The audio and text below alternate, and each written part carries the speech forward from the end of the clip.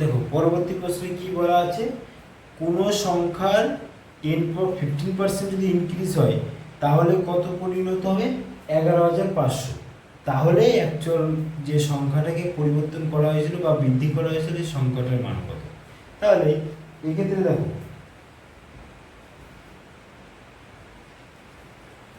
আমি মনে করি সংখ্যাটা 100। তাহলে এই সংখ্যাটা এর কত পার্সেন্ট বাড়ানো হয়েছে? 15% বাড়ানো হয়েছে। তাহলে 15% বাড়ানো হলে 100 তো আছেই, তার আবার 15% বাড়ানো মানে কি?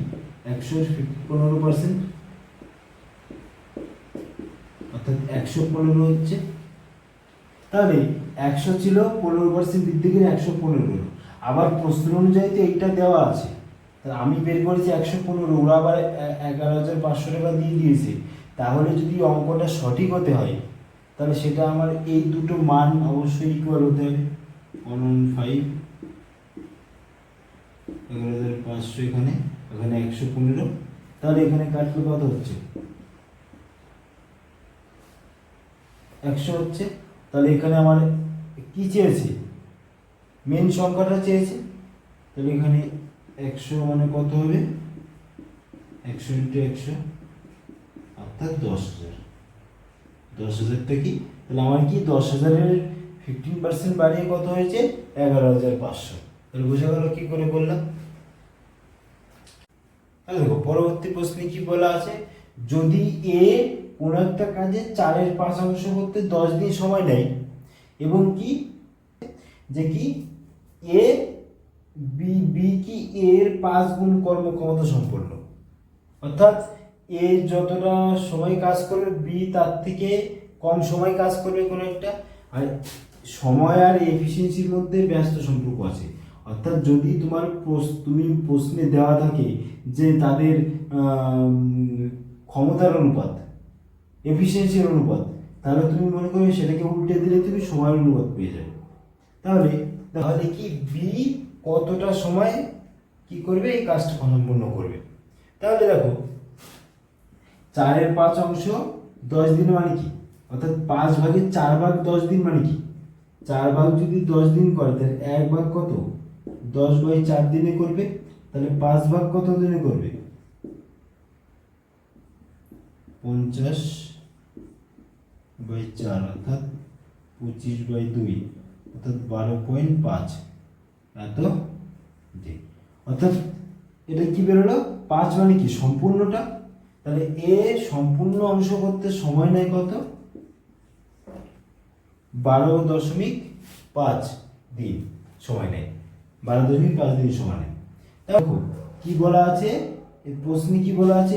এ সম্পূর্ণটা করতে 12.5 দিন সময় নেয়। আবার আমি এখানে এর কাজের মান কত পেয়েছি? 5 পেয়েছি না? তাহলে এই দুটো সমান হতে হবে, ইকুইভ্যালেন্ট হতে হবে। 12.5 কাটলে কত হচ্ছে? এখানে 10 দিলাম, 5 25 100, অর্থাৎ কত হচ্ছে? 1 মানে কত? 2.5। তাহলে 1 মানে 2.5 দিন। এবার এই দেখো 1-এর মান বেরিয়েছে 2.5, এই একটাই বি এর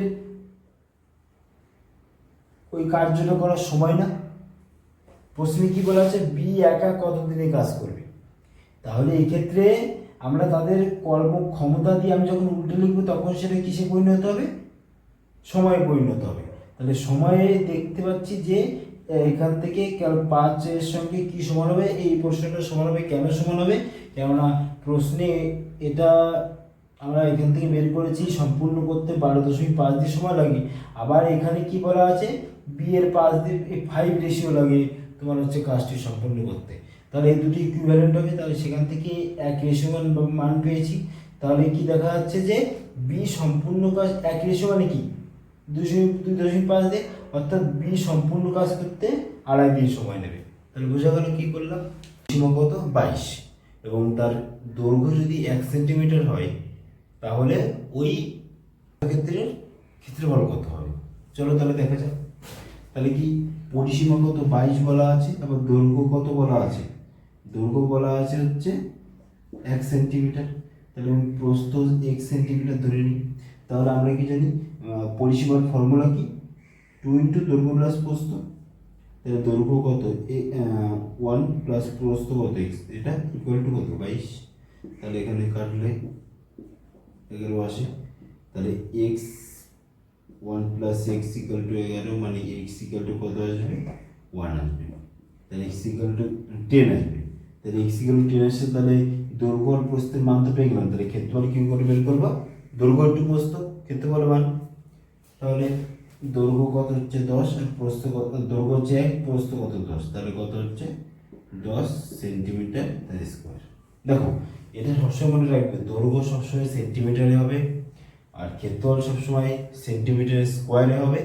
আর যদি আমরা এর ক্ষেত্রে আয়তন বের করতাম যখন 3D ফর্ম থাকতো, সেক্ষেত্রে কিন্তু সেন্টিমিটার কিউব, অর্থাৎ তুমি সেন্টিমিটার থেকে মিটার আসতে পারে। কিন্তু সবসময় রাখবে দৈর্ঘ্যের ক্ষেত্রে পাওয়ার 1 থাকবে, আর ক্ষেত্রফলের ক্ষেত্রে পাওয়ার 2 থাকবে, আয়তনের ক্ষেত্রে পাওয়ার কিন্তু সবসময় 3 থাকবে। তাহলে বোঝা গেল? চলো তাহলে পরবর্তী অঙ্ক দেখা যায়। তো পরবর্তী প্রশ্নে কি দেওয়া আছে? 25% এবং 10%-এর সাকসেসিভ ডিসকাউন্ট বের করতে হবে, সমতুল্য ডিসকাউন্টের। তাহলে যদি এক্ষেত্রে আমরা দেখো, এক্ষেত্রে তুমি ডাইরেক্ট ফর্মুলা কিন্তু ব্যবহার করে দিতে পারো। আবার তুমি কনসেপ্টকে কাজে দেখো, কনসেপ্ট কাজে লাগিয়ে এক্ষেত্রে করতে গেলে তোমার সময়টা বেশি লাগবে। তার থেকে তুমি ডাইরেক্ট ফর্মুলা যদি মনে রাখো এক্ষেত্রে, সেক্ষেত্রে কি হবে, তোমার অঙ্কটা ইজি, অনেকটা কম টাইমে তুমি করতে পারবে। তাহলে দেখো এক্ষেত্রে তুমি ফর্মুলা, তুমি কনসেপ্ট ইউজ না করে তুমি ডাইরেক্ট ফর্মুলা ব্যবহার করবে এক্ষেত্রে। তাহলে দেখো কি, যদি কখনো এরকম সাকসেসিভ ডিসকাউন্টের কথা বলে বা সাকসেসিভ প্রফিটের কথা বলে, সবসময় মনে রাখবে ডিসকাউন্ট মানে কত? লস। ডিসকাউন্ট মানে লস। তাহলে এখানে প্লাস, এবার হচ্ছে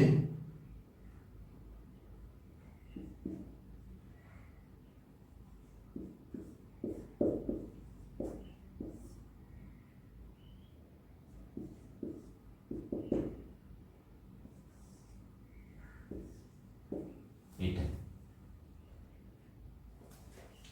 তাহলে পেলে, তাহলে দেখো এক্ষেত্রে আমাদের কত দেওয়া আছে মান?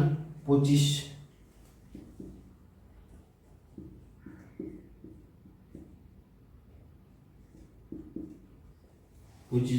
এখানে প্লাস হয়ে যায় 25 ইন্টু 10 বাই 100।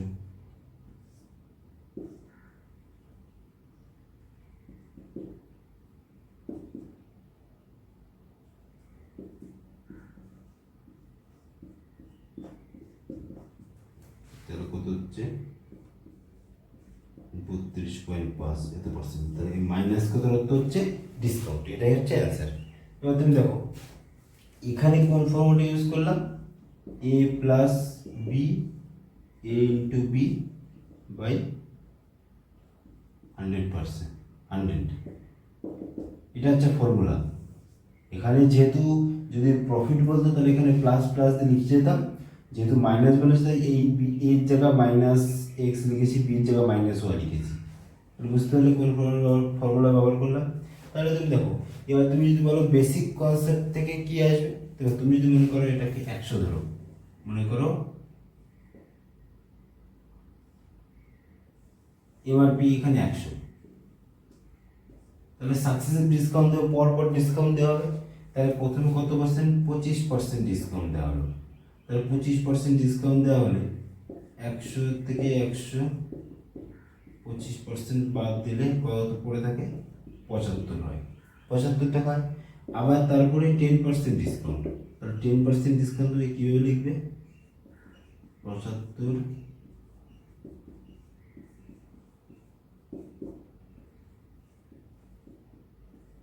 7.5, এখানে তুমি মনে মনে এখানে নিতে পারো 5,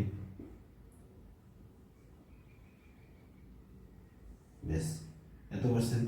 তাহলে এইটা হচ্ছে কি হলো? এইটা হচ্ছে ডিসকাউন্ট, দুটো পরপর ডিসকাউন্ট দেওয়ার পরে এই অ্যামাউন্টটা তুমি পেলে। তাহলে অ্যাকচুয়ালি কত পার্সেন্ট ডিসকাউন্ট দিয়ে 100 থেকে 67.5 হয়েছে, মানে কত পার্সেন্ট ডিসকাউন্ট হয়েছে? তাহলে এখানে 32.5% ডিসকাউন্ট হয়েছে। তাহলে তুমি এইভাবেও করতে পারো, এইভাবেও করতে পারো, কিন্তু এক্ষেত্রে ডাইরেক্ট ফর্মুলা বসালে তোমার অঙ্কটা অনেকটা সহজ হয়ে যাবে, মানে তুমি কম টাইমে করতে পারবে। কিন্তু কনসেপ্টটা তুমি এই ক্ষেত্রে এইটাও কাজে লাগাতে পারো, তোমার যেটা সুবিধা। তুমি মানে কোশ্চেন বেসিসে কিন্তু দুটো নিয়মের দুটো গুরুত্ব রয়েছে। এই নিয়মটা কিন্তু এমন এমন কোশ্চেন পাবে যেখানে এই নিয়মটা অ্যাপ্লাই করলে তুমি তোমার ক্ষেত্রে অঙ্কটা ইজি হয়ে যাবে, আর অনেক ক্ষেত্রে এই নিয়মটা অ্যাপ্লাই করলে তোমার ক্ষেত্রে ইজি হয়ে যাবে। তা তোমাদের বুঝতে হবে কোন নিয়মটা তুমি কখন ব্যবহার করবে। তা চলো তাহলে দেখা যাক পরবর্তী অঙ্ক।